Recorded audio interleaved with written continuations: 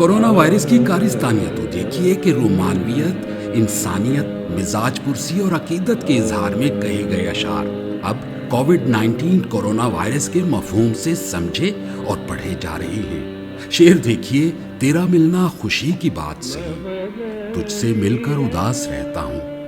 احمد فراز کا یہ شعر بھی دیکھیے، تم تکلف کو بھی اخلاص سمجھتے ہو فراز، دوست ہوتا نہیں ہر ہاتھ ملانے والا۔ پروین شاکر مرحومہ کی شعرائے آفاق غزل کو بکو پھیل گئی بات شناسائی کی، اس غزل کا یہ شعر ملاحظہ ہو، اس نے تپتی ہوئی پیشانی پہ جب ہاتھ رکھا، روح تک آ گئی تاثیر مسیحائی کی۔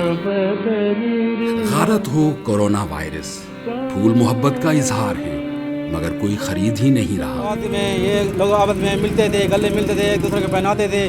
کورونا کی وجہ سے آج کل یہ ہمارا کاروبار کم ہو گیا ہے، کاروباری مراکز و دکانات بند کیے جاتے ہیں۔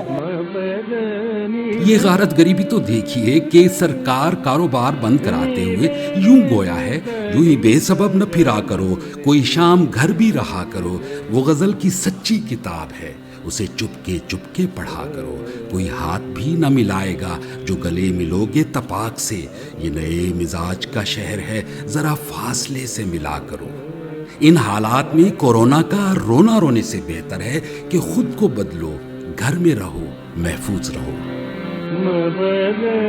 کورونا وائرس نے پوری انسانیت کو یہ واضح پیغام دے دیا ہے، میرا کوئی مذہب ہے نہ مسلک، میں سب کے لیے ہوں، میں کسی کا اپنا نہیں ہوں، میرا ابھی کوئی علاج نہیں ہے، احتیاط واحد علاج ہے۔